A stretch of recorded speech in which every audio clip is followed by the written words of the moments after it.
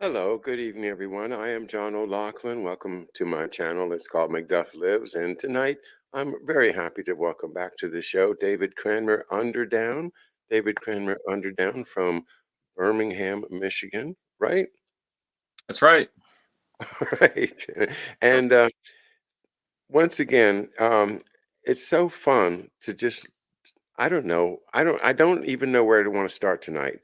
I've been working very hard on Synergy, as you know, and you probably have been able to catch a little bit. I think I've seen you in the chat room a few times. I would be interested in hearing how you feel with with regard to this idea that this what I'm calling a third force of Synarchy has been a player behind the scenes during the 20th century and into now. Featuring players such as Dick Cheney, George P. Schultz, and the others that we've talked about, ultimately allied to old family wealth such as the DuPonts, and then a lot of European interests that I've talked about on my show. Um, uh, what's your reaction to that idea? Well, I'm very much on board with it as a place to look and study. Uh, a thing that I really struggle with is the lone gunman theory and just sort of blaming it on one person. And even with your show last night with the getting into the JFK assassination, it's very interesting to me which characters they talk about and then which ones they leave out, and that's really where I'm trying to study and learn is to understand who the players are. And then when you read a memo like that has a lot of information about certain characters, but completely ignores other characters that I personally think are really critical. It's interesting to go through it. Um, my background was finance. We were just talking about going to Boston College, and I was in the Carroll School of Management at BC, which was a great finance and accounting, economics background for me. But so I'm always interested in the banks. I like to know who the sort of titans of industry and banking are, and um, not fall in the trap of just thinking that America is the only show in town to study, and looking at sort of their European partners and historically who were really important companies that a lot of people I think don't consider. So that when you talk about the DuPonts, that they're French. Most people think of Delaware as being DuPont's big area. I always want to bring it back to General Motors because GM and DuPont were merged together by Pierre DuPont, and his secretary was Jacob Baraskub, who I think is a really important character because you can go through and talk about him as the accountant for General Motors and DuPont. He was also the treasurer of the Knights of Malta, which you've been talking about quite a bit. And then you can even tie it into 2016, his Maryland Piney Point beach home was the Russian retreat that Obama sent home the Russian consulate from. So there is a lot of to me. I think the Synarchy is really really interesting. I don't know a lot about the P2 and the Gladio. That's something that I'm trying to learn much more about because I think a lot of people romanticize the Roman, the Roman empires and the Roman way and the Roman roads. But there was, as you talked about, there was a lot of big changes in Italy over the last whatever for 2,000 years. But even in the last 100 years, there were a lot of changes with as far as the role of the church and the Holy See, and then also with Mussolini's rise with the fascists, and then partnering with Hitler, and then the idea of our intelligence networks partnering with the old French connection and the Sicilians to basically run the opium business. And one of the things that you've talked about was James Angleton and his father having a position with the Italian version of the National Cash Register Company, which is a company that I really am fascinated by because it has deep General Motors ties to it. So the not the founder, but the president at the turn of the century, around 1900, was Henry Patterson, and Patterson is the same person that they named the Wright-Patterson Air Force Base after. Which, if you know your paperclip, Wright-Patterson was where a lot of the big rocket and aerospace people originated before they went to the NASA and Air Force labs. But Patterson was supposed to be this real tough boss, and a place where a lot of people came that became like Thomas Watson, who ran IBM, was an employee. But with the General Motors side, you had Charles Kettering, who became the head of the basically the high tech lab for General Motors, doing a lot of fuel work with the tetraethylene, and then that, of course, partnered with Exxon and DuPont and IG Farben. That was at General Motors, and then he also founded a company called Delco, which has again also has very interesting ties into the chemical and bioweapons industry.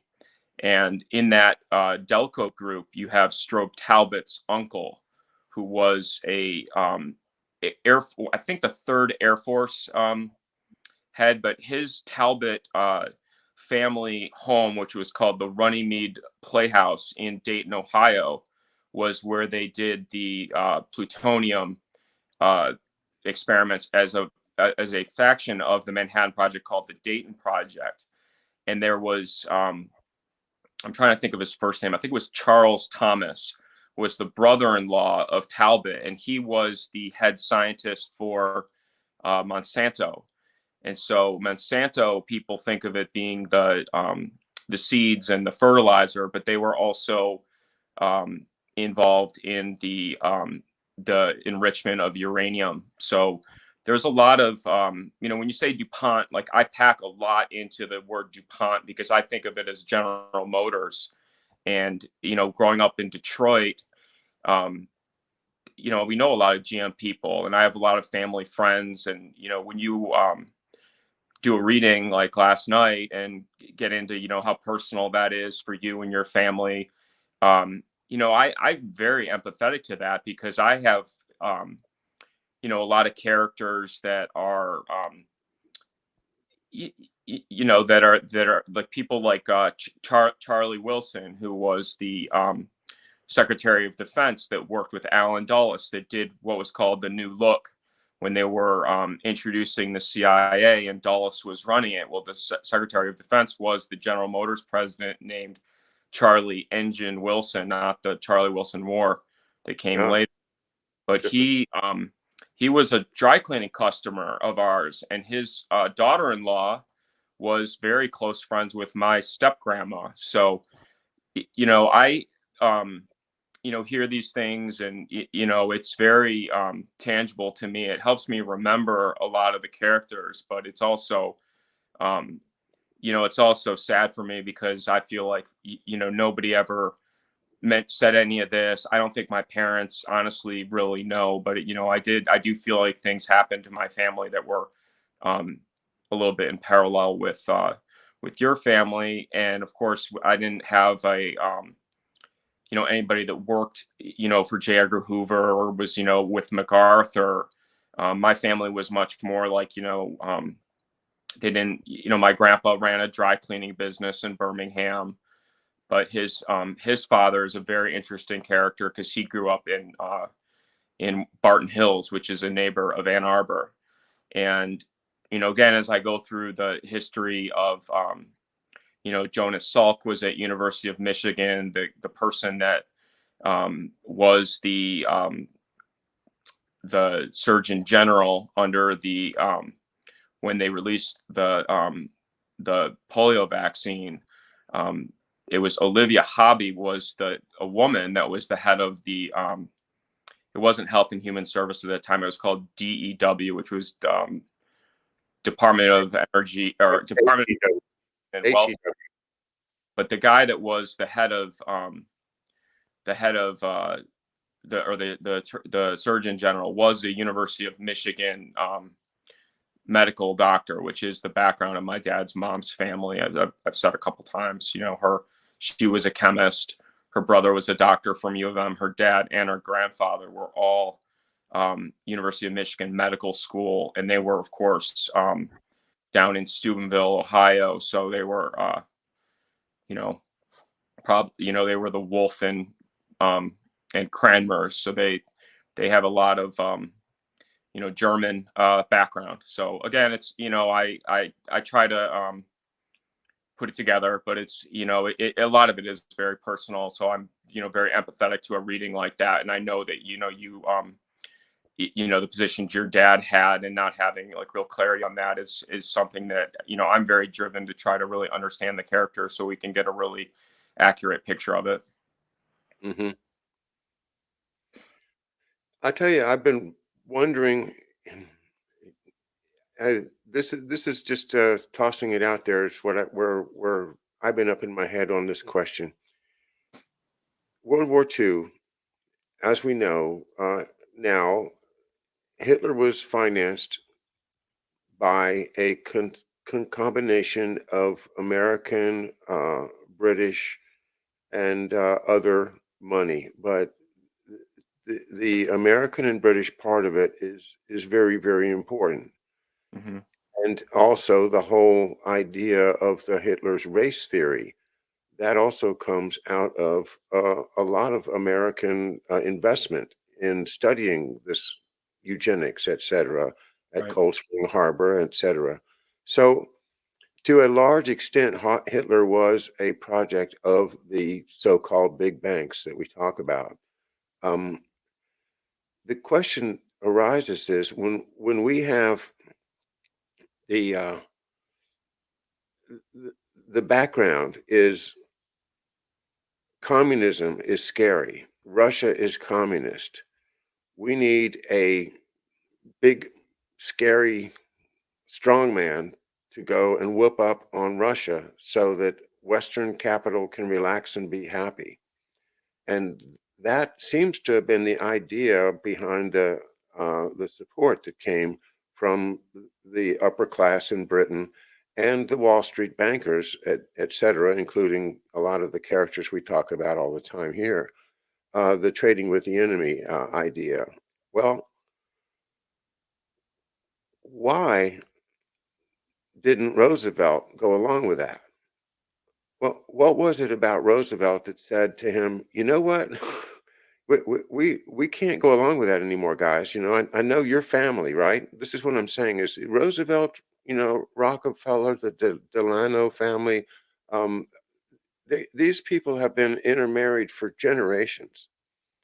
And now he is in the president's seat, and all of the money has bet on Hitler.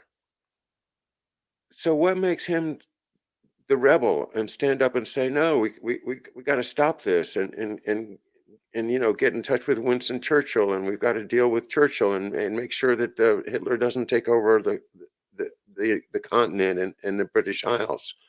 What made him depart from the investment and what apparently the parent will of all of the big elite families around him? Uh, that's what I've been thinking about. Any thoughts on that? Yeah, I think that Eustace Mullins gets into that with kind of going back more into the history of Europe and there was a lot of financial problems within Europe from wars, and he said they basically wanted to build up the United States as sort of the new industry for war industry, and I think that's where a lot of the partnerships are. As far as Roosevelt goes, he's interesting to me. He's somebody that I'm very suspect of. Just again, I've said this a bunch of times with being from Detroit.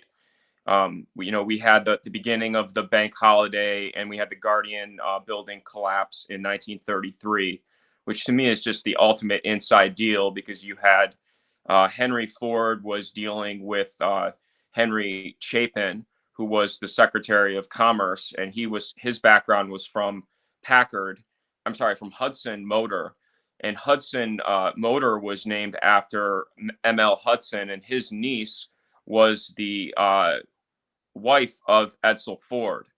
And then later you have Hudson wanting to be acquired by the Fisher Body family, which is, so again, somebody I know, but they were a General Motors acquisition.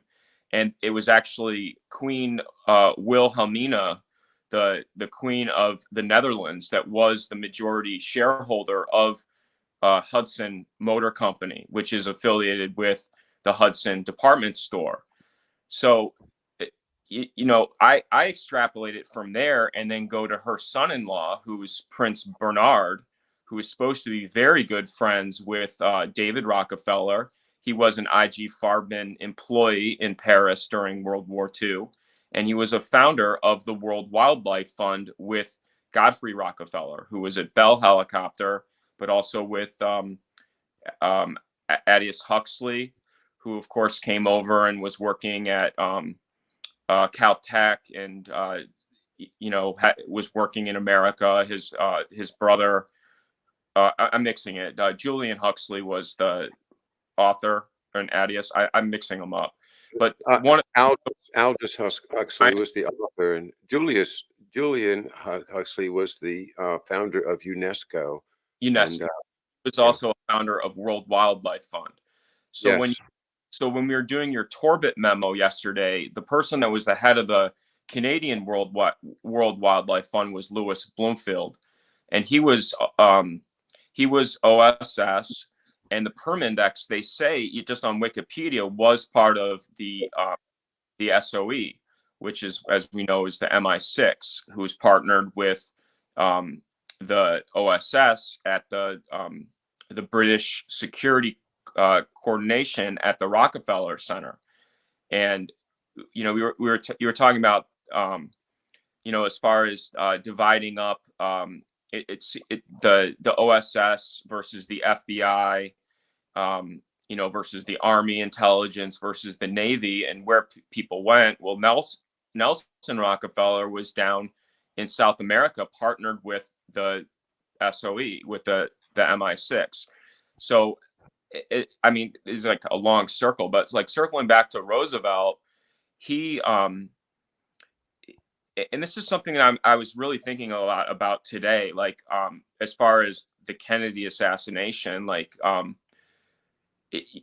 not in the school where I think the president is somebody that has the most power to really, make the decisions or change policy greatly. I think there's a lot of restrictions, and so I'm thinking, well, why? What was the real reason to do that? And what I really came up with was that I don't like, I know the background of Joe Kennedy, being the ambassador, and then Donovan going in and sort of wanting to get him out of there because Kennedy was more of a he was more on the Anglo-German fellowship side, and so you talk about the synergy and partnering with these sort of American and European corporations. Well, I think it was really, honestly, was to give everybody just a unforgettable horror where they can say that there are enemies so bad that they'll do something like this, and therefore the Cold War is justified because your president got assassinated. And I don't know, like, I think a lot about like what Fletcher Prouty says about, well, there was the oilmen wanted they wanted to keep their low taxes on oil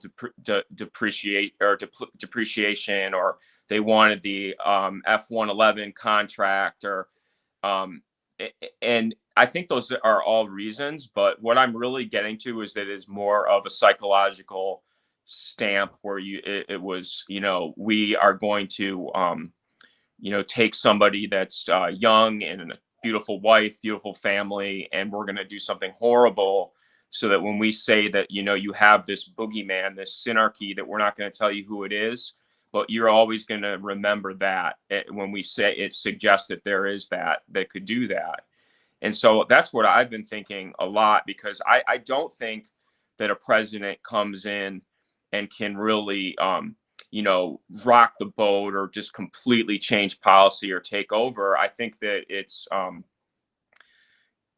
we've been talking about, I think it's this more of these banking and corporate interests, and, really trying to suss out who they are and then what their strategies are. Because I think they are always really long plays. It's, they make the impactful moves, but it's to, set up, 50 years of a conflict or a takeover, or like a slow takeover or something like that. So that's what I've been thinking about today as far as the Torbett memo. Well, two things. First, there's a lot more to the Torbett memo that I didn't read, so I probably didn't read even a quarter of it. So Yeah. there's a lot more material there to digest. And um, but to your other point, I think with yeah, you're right about the presidency, and that's the way it was designed. Of course, the founding fathers did not want to have a strong executive. They had to make a compromise, and the compromise is, that, for instance, the power to go to war is in Congress. The president cannot declare war. Hmm. Now that's a major statement that the founding fathers made, and it has been violated, you know, every day of my life Right. by just these tricky, you know, weasel word lawyery phrases that are put into legislation that seems to give the power back to the president. They're delegating that back. Well, it's our power, but we don't want it. So here, you take it. You know, Congress has shown that it doesn't have the courage to stand up to a strong executive, and that's where he gets his power. It's the appearance of power and the bully pulpit and the ability to control the message through the media, which you know Biden has, but Trump did not have. And Hmm. that media part is, that's where the founding fathers really messed up, I think, because they knew at that time, especially Jefferson knew, that no matter what you put in the paperwork, that public opinion is still going to be the most important political force. And so to control that through controlling the press has been, one of the means that the secret societies and the not so secret societies just keep themselves in power. So yeah, um, that Torbett thing has got a lot more in it that I don't know if I'm going to try to digest the whole thing, but Yeah. what I really wanted to talk about was the idea that that Hoover played a role in the assassination of Kennedy. And we know he played a role in the cover up. There's no doubt in my mind that him and LBJ sat down and talked about how to make sure. And then they said, well, we'll have this Warren Commission. And, that was Dulles' idea. So the whole thing really does get run by Dulles. Um, but the idea of the assassination, we're wondering, where did it really come from? Who was really behind it? And it wasn't Hoover. Hoover went along with it, but Right. I don't think that it's now. There's where I think if you know some more about Major Bloomfield, because Hmm. I do think that he was one of the puppet masters over Hoover. Does that make sense to you that that Hoover was actually, even though Hoover was the director and Bloomfield was, I guess, an assistant at some point, but he was really a Canadian, and somehow got the power to run a lot of operations under the FBI. Have you looked much more into Bloomfield and whether he, in fact, was the guy that told Hoover what was going to happen, and he had to go along with it. Yeah, I've looked at him because, when we first looked at the Torbett memo, it was actually when George was in Birmingham, and we were in my backyard, and it was the first time I'd ever seen it. And I showed him the picture of Louis Bloomfield because I didn't really know who he was at that point.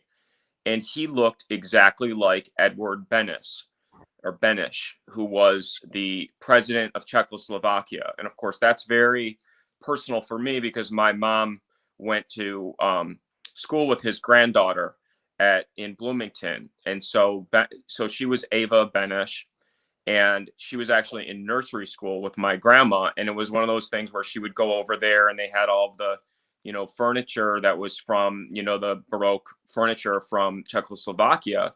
But again, like, I didn't know his role. I was just reading about Czechoslovakia and Hitler going in and basically starting World War II in Czechoslovakia over the basically accusing the Czechs of terrorizing the oh my gosh, they're The Sudeten Germans. the Sudan Germans, right, that lived in the Sunderland Germans and Sudetenland. Sudetenland. Okay, so he was somebody that if you look again on his profile, the mafia was created by him and his group in Czechoslovakia. He had a lot of his mentor, I can't think of his name right now, but was somebody that was going to Chicago during the May Day, labor movements. And that's how I think they ended up in Bloomington. Because again, it's like I'm always like, well, how do these, how does we talked about Dr. Oppel, who's the musician, but her other neighbor was the doctor that everybody knows. Oh my gosh, he was a Rockefeller doctor that did all this Alfred Kinsey. Alfred Kinsey lived 3 houses away from her, and her Brownie troop leader was Kinsey's wife. So, there's a lot of like these characters that people know, like internationally know. And I'm like, well, how do they end up in Bloomington? Like, how does that happen? And he looks just like Bloomfield. So Bloomfield was somebody that I'm like, well, I know that that Bennis goes to London and is very close with Churchill and is having lunch with them all the time and is in the OSS. He was part of the operation, I think it's called Anthropod, the one where they tried to use the botulism grenade on maybe Himmler. It was an assassination attempt for one of the top Nazis, was run by Benish out of London. So I always have this suspicion, like, well, are they, brothers? Are they the same man where they just sort of re-rinsed him? Because Bloomfield, we talk about him running the Perm Index. Well, he was also an international lawyer that was writing part of like the United Nations Charter and was like very well respected as far as his legal career. So he wasn't just some when you think of like a mafia hitman guy, like he was a like a Secretary of State level diplomat / lawyer as well. And he was the president of, or the chairman of, like, Heineken, which I know is in the Torbett. I actually did read quite a bit more of the Torbett after, but he's associated with a lot of British. And again, like, you have to remember that Canada is really under the jurisdiction of the Crown. So when you say that he's planning it from Montreal, it's he's really just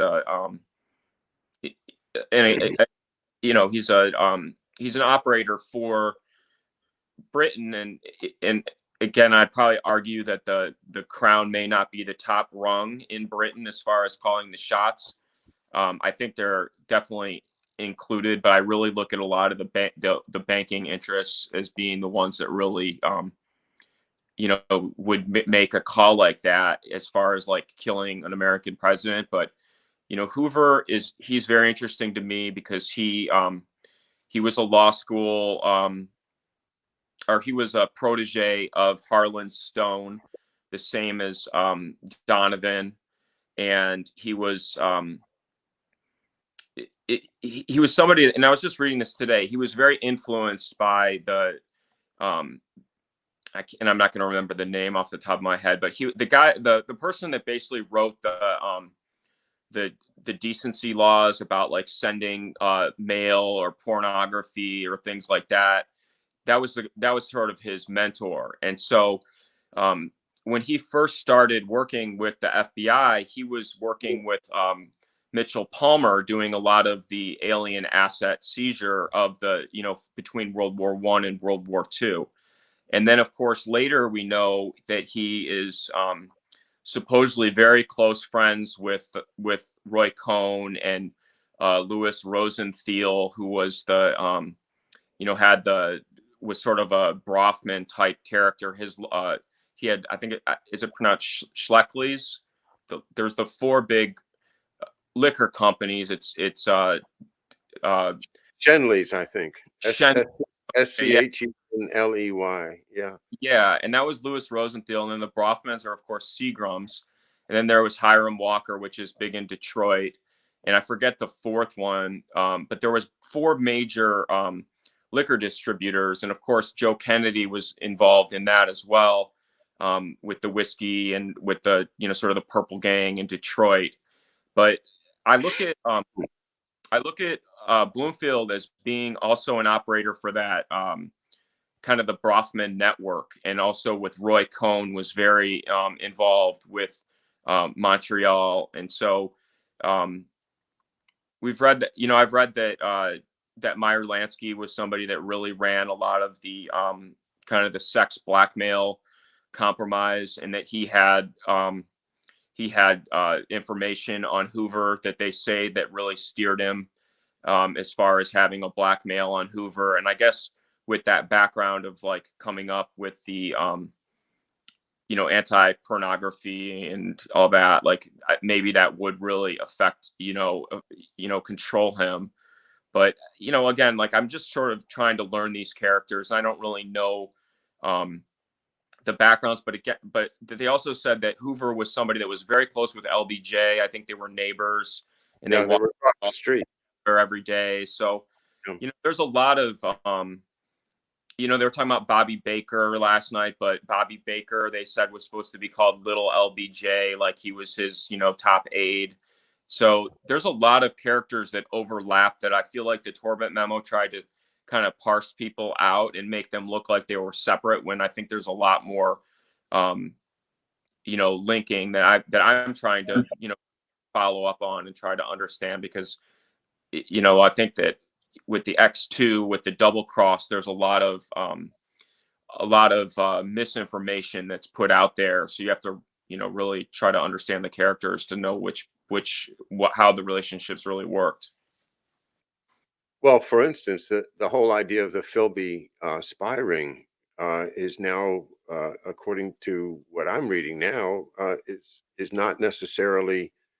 They weren't so much spying for the Soviets as they were spying for the Synarchy. Mm-hmm. For the and that, I think, again, that's where a lot of my thinking is going, is to try to uncover things like that. That we think that it's left versus right, or A versus B, but we didn't think that, hey, maybe there's a C involved. Mm-hmm. Another another very powerful force, and this, to me, associates with the money of Europe behind the Nazis. That the idea of a Wehrmacht, that they would put together all of the money and all the industry, and build a united Europe behind Hitler. Once Hitler had done all the dirty work, then they'd get rid of Hitler. And that was the Synarchist dream, was that they would have a united Europe that they could all just run like their little fiefdoms. That was their dream. You mentioned, Bloomfield as one of the people who wrote the United Nations Charter. Another person I've been looking at that was involved in that was Alger Hiss. Mm-hmm. And Alger Hiss was a favorite of of Rockefeller, I believe, if I'm not mistaken. And he ended up being hung out to dry by Whittaker Chambers, Right. who was basically a red baiter. But what where I wanted to go with it was to go back to Harlan Fiske Stone, Mm-hmm. who was a teacher of Donovan, I believe, Right. but a also a more of a mentor of young Hoover than I ever knew about. Mm-hmm. That was something you pointed out on Twitter the other day. Yeah. So this is amazing to me because to in all the studies I've done, Hoover and Donovan are just awful enemies. You know, Mm-hmm. Hoover hated Donovan, Right. hated him. Donovan hated Hoover. Just I mean, the hate is. I can't believe that they both were mentored by the same man, except for Harlan Fiske Stone himself grew up uh, among the Sullivan and Cromwell crowd, I was just and, gonna say that. and he worked for Sullivan and Cromwell. So that all kind of puts Hoover in a perspective to me that he is kind of a small fry branch of the whole operation, working under Bloomfield, under the banks, under Dulles, under the whole scheme. And he was to me also. I think I'd like to say one thing about his character. I think that business about pornography says a lot. That he was a prude. An allegation like that would have struck him, and he would have gone into red-faced shame. Uh, the idea that he would have been paraded around like that. So I think that he was a Presbyterian prude. Mm-hmm. Um, he was not a San Francisco gay. Mm-hmm. And the CIA wants to paint him, with the whips and chains and all, just so that he looks like a clown and people don't take him seriously. Right. But he really did bust a lot of Nazis. Mm-hmm. It wasn't just him going after communists with the Mitchell Palmer raids. He was also when Roosevelt said, get rid of the Nazis, he went and got rid of a lot of Nazis, and that is where I think the interesting. Once again, you have this idea of there's one big group of money and another big group of money, and they all are trying to control everything. But ultimately, right now, they seem to work together more than they fight. Um, anyway, that's Yeah. the thing about Hoover that I'm just now learning. And the FBI itself, of course, comes along in under suspicious circumstances. Why did we need an FBI? Really, it's another way to introduce a police state into the country. But his character is in Les Miserables. He is the sad character of Javert, the police inspector that can never give up trying to catch Jean Valjean, and that's who he is. He's the guy that feels that it's his job to enforce the law no matter what, and it's kind of a tragic figure. Yeah. Well, Donovan is also a character that I think is so important. With his, he was also partnered with Herbert Hoover, who's somebody that I feel like flies under the radar. That I may put as my number one villain of the 20th century is Herbert Hoover, and Donovan was part of the Belgian Relief. He was married to a Rumsey. The C.C. Rumsey was married to the Harriman's sister. Uh, so Donovan has Harriman uh, by marriage is a relative, and I'm always interested in the Buffalo, New York angle because that's where my great grandpa and great grandma are from. Everybody hates Cornell, but that's where my great grandpa went to college, and his brother. and then my great grandma, they're all from Trumansburg, New York, which is, Finger Lakes, but it's kind of near Buffalo.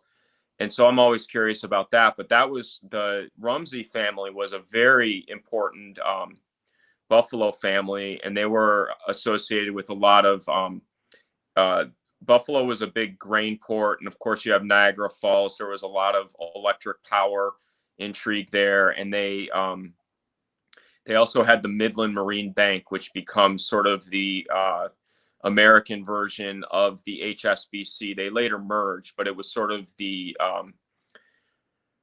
like the Hudson Bay Bank, the kind of the American or the North American version of the East India Company Bank. Like you talk about the maritime law and those, that aspect, which is so applicable to the trade companies, but they also had banking relationships that sort of focused on that, and that was the Midland Marine Bank in Buffalo, and that was where there was a lot of wealth there, with the Erie Canal. So a lot of the history of New York, the governors in New York City.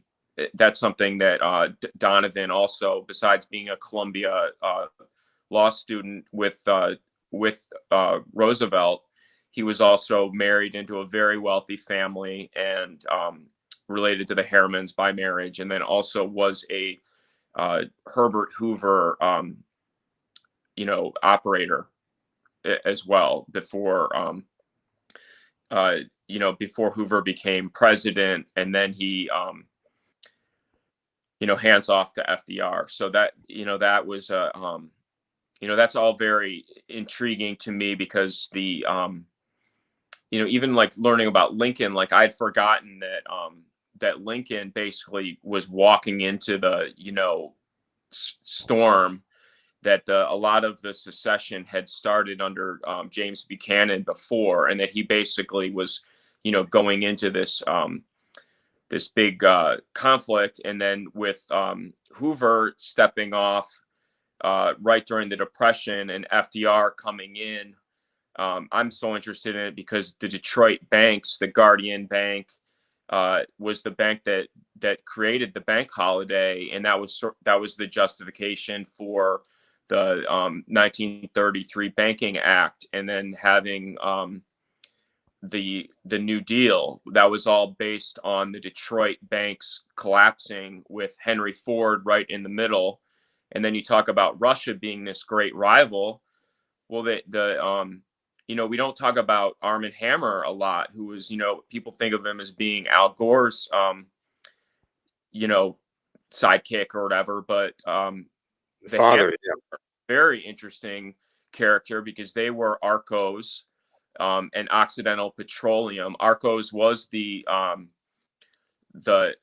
company that was allowed to trade with Russia, and that has a lot of Detroit connections, because Albert Kahn, who was the Detroit great architect that built all the big super factories in Detroit and houses in my neighborhood too, believe it or not, he was the one that built the Gaz factory in Russia. So my perspective on Russia was a little bit warped because of the Red Wings brought in the Russian hockey players, and I really liked them, and they told the sad story about growing up poor and everything. And for my era, Russia was on the decline, so I never knew them as this potentially dropping a nuclear bomb on us from Cuba. Like, I was not born yet for that. So for me, it was more of the Reagan meeting with Gorbachev, and then getting into the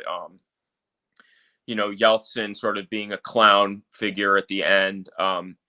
That was my personal experience with Russia. So it's interesting, because I didn't, I know that we were allies with them for World War II. I was just reading actually about Korean War today, because I didn't really know much about that conflict.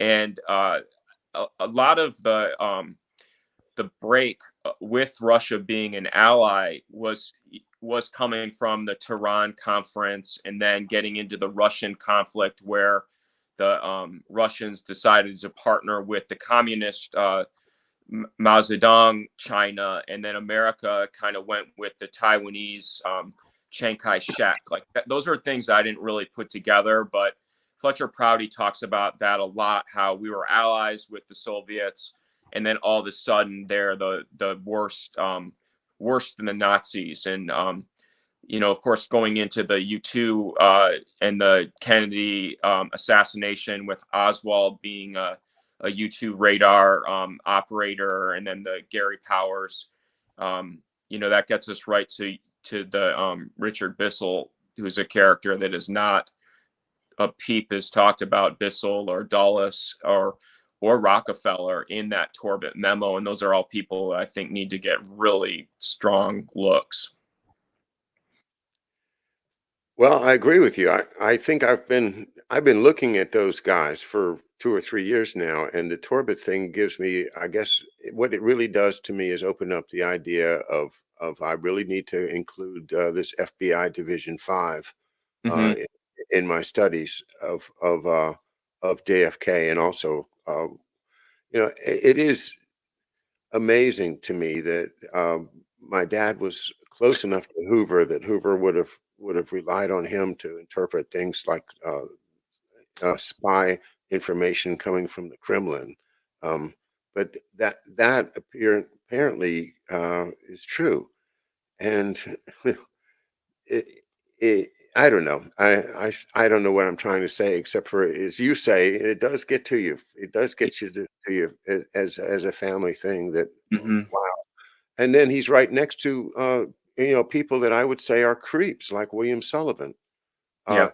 and Belmont, and a number of these people that are really willing to assassinate. Um, it's it's just amazing that there really are assassination bureaus that exist, and the United States government has known it for a long time. And somebody like Eisenhower, who we don't think of but he was really, uh, as I've studied it now, I have to say Eisenhower was not just playing golf with the intelligence community. He was telling them what to do. Absolutely. This guy's a general, and he knows how to run a big war. And one of the things that he was most proud of was that there was no war during his presidency, at least not any that we knew about. Right. Well, one another point that I think is really important to remember is that that Harriman was the ambassador to Russia during World War II, and also Walter Beadle Smith was a Russian, worked in Russia. So, Oh, I didn't know that. yeah, anybody that's from Indiana is always just like, I remember them because I always like, I feel like for whatever reason, Indiana is the state where everybody I knew was so nice and like down home. But then when you get into all um the Eli Lilly, and the Hudson Institute guys, and you've got Richard Lugar doing the Nunn and Lugar Act, which is a big thing to understand because it turns into the Nuclear Threat Initiative. But then you've got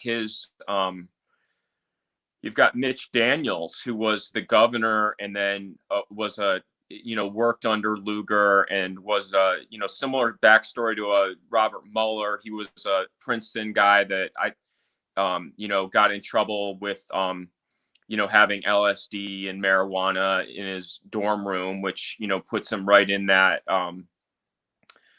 right in the group with the sort of the Leary and Who a was lot. it that got in trouble with the drugs in his dorm room?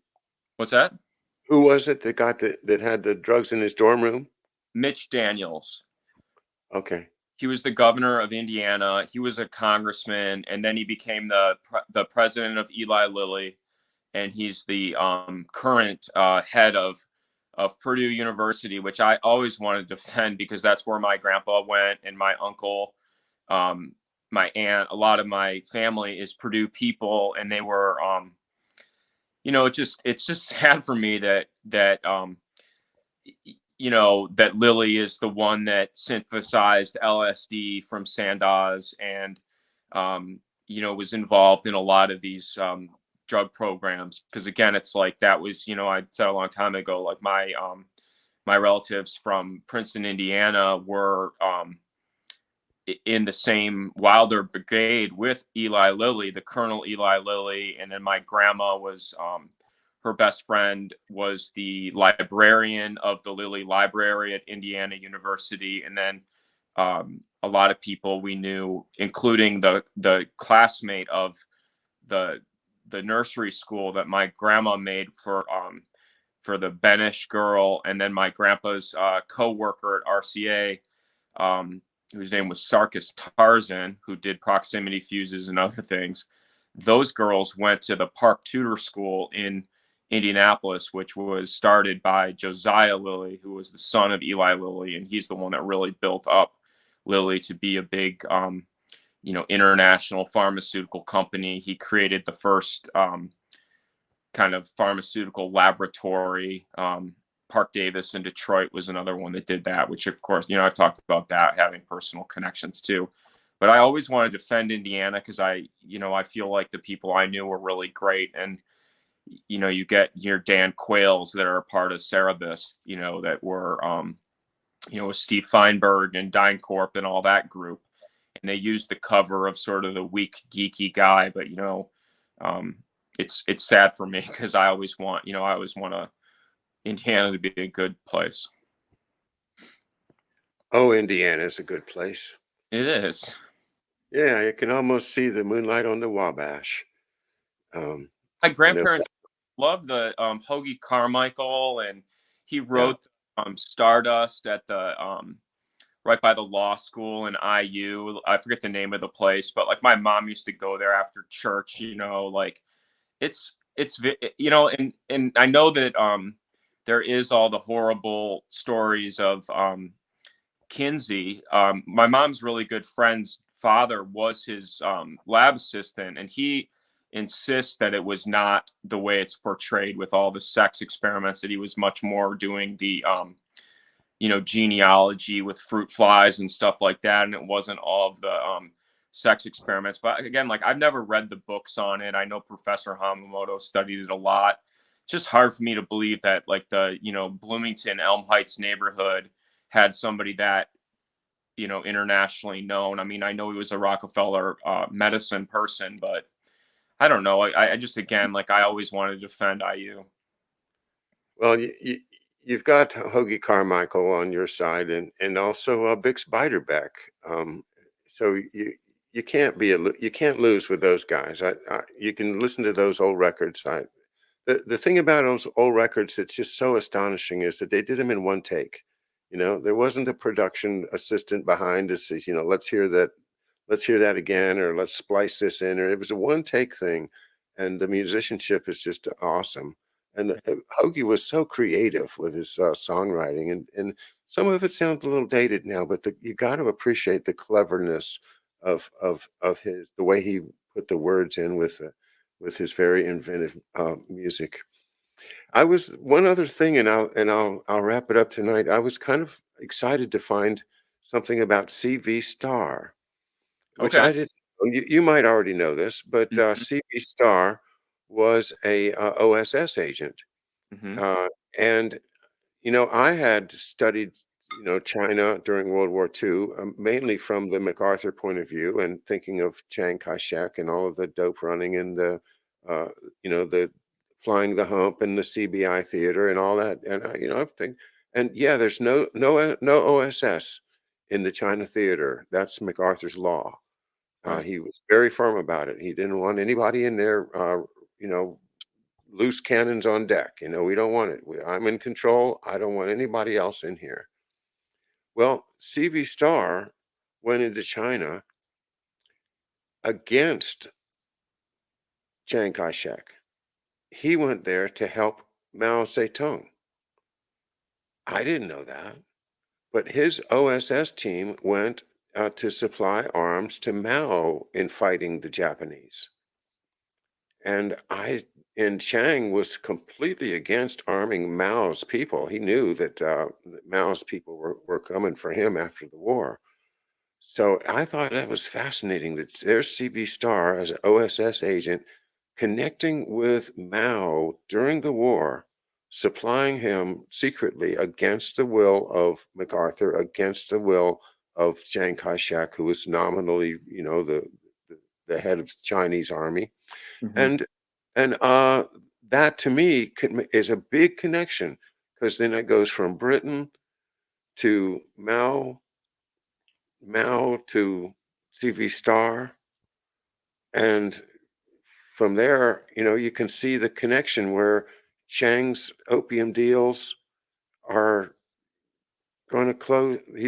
They're going to close Chang down, and they're going to give the opium concession to Mao. That's what I see with CV Star and the AIG that comes afterward the war. Um, that that whole uh, transition of who's running the opium deal, I think, is really what's behind the Chinese Civil War. Um, I shouldn't say that at the end of this show, but No, what do you think? I, I'm very interested in that part because, AIG ties into now. I mean, Hank Greenberg was one of the people meeting at the Bistro B with George O'Neill, the Rockefeller heir, with Butina and all that. So you can, back it out. But I'm fascinated by the Duncan Lee character, who has, like Lee Harvey Oswald, was supposed to be a cousin of General uh, uh, General why can't I think of it? The General Lee, the Confederate general. They both were supposed to be, loose relatives of Robert E. Lee. So um, Oswald's father's name was Robert Edward Lee Oswald, and then you have this Duncan Lee, who was the sidekick of Wild Bill Donovan, and he was the secretary of Donovan, who was working with CV Star.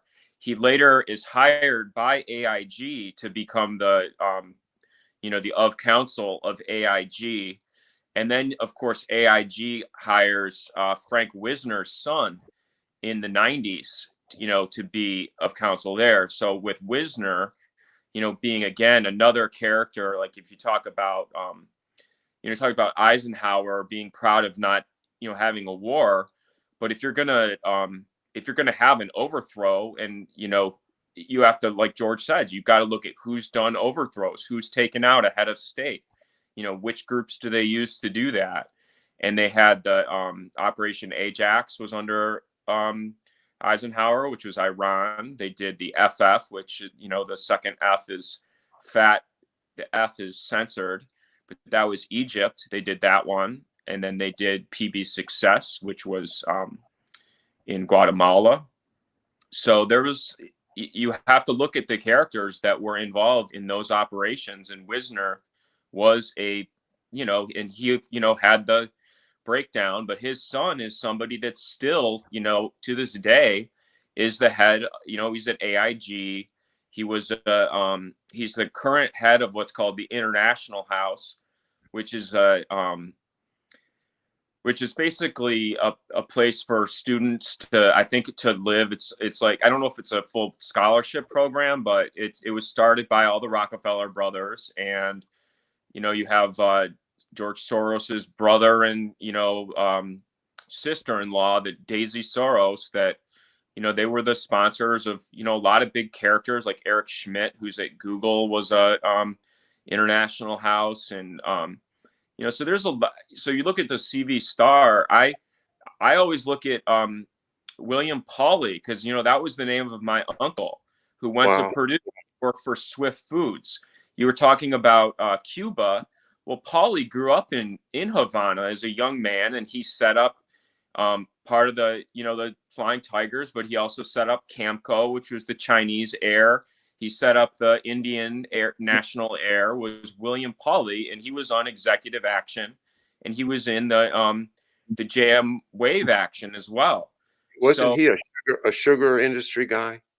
well, sugar industry goes right back to the that's one to reread the Eustace Mullins, because the sugar was German, and that was the original sugar plantations were the Schroeder Bank owned the sugar plantations in Cuba. So they talked about, Wow. yeah, he Really? talked about the whole thing. Like, after World War II, Yeah.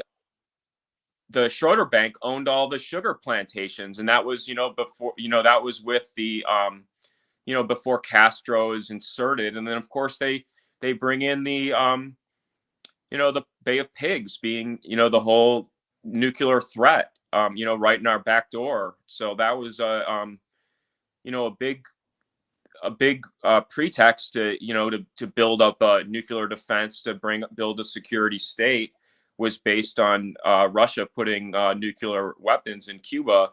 But if you go to before that, I mean, it was sugar plantations, and then I always think about the Louisiana Purchase, and how Hispaniola, the Dominican and Haiti, was supposed to be France's like most valuable asset in North and South America.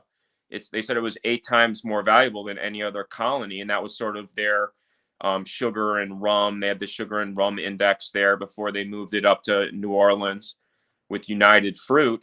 But there is they didn't say anything about Meyer Lansky and the Traficantes being in Cuba. They just said it was banana or whatever in the Torbit, at least the part that you read. But they Yeah. don't talk about the other players. I know Jack Ruby was supposed to have intrigue with Cuba, and then you had, of course, all of the Sidney Gottlieb stuff as well. Doing the get Castro strategies that were, the Health Alteration Committee. So there's a lot to draw in there that they don't talk about, but and that's stuff that I try to, remember all that stuff. Yeah. Wow. All right. Well, it's been another tour de force for me for a little bit over an hour tonight. Thanks so much, David. You're welcome. Um, Keep it up, and we'll check back with you soon. I love to follow you on Twitter. I know you're just doing an amazing. It's like you could. Can you save all of those as one file and make a book out of them somehow? I probably should. I think I should ask Mark about that. I know he just saved a bunch of Twitter stuff, but I'm always like, it's always driven by like family connection stuff. All the Kentucky or um that was all my mom's family were they were Indiana, you know, Augustan pioneers. Somebody just was and again, I know it's the end of the show, but they were just saying, "Oh, did you see the Knights of the Golden Circle or ever?" And I'm like, I watched it, but they don't talk about Aaron Burr. They want to start it off as right at the Civil War and have it be John Wilkes Booth as the head of it, because Hmm. that's all the Copperheads. That's all right in that Indiana and Kentucky group, which is all my family. And again, like, they never said a peep of any of this stuff to me. I'm learning it, and I want to defend them. I don't want it to be like, oh, they're just these I don't want the idea of Kentucky just being hillbillies making moonshine and shooting the gun and having the oil gush and going to Los Angeles to the Beverly Hillbillies. I don't like that. My family were the smartest, nicest. They were good people. I know that there was the eugenics. Came from IU with the president of Stanford. But I'm focused on like Herbert Hoover and what he did, and those guys, because those are the ones I think that have somehow evaded the scrutiny that deserve it. Yeah, there's a book by a guy named Jerry Docherty about World War I, and it exposes how Hoover was running the food scam, and the whole idea of, oh, we've got to feed the starving Belgians. Well, Hmm. it wasn't the Belgians that were starving; it was the Germans. And we had to feed the Germans so that the Germans could keep fighting us, so we could keep the war going. Uh, that kind of evil, Herbert Hoover. Well, all right. We'll look forward to talking more about Herbert Hoover the next time. after we've done some more research. Thanks, everybody. Good night, everybody. Thanks, David. Okay, good night.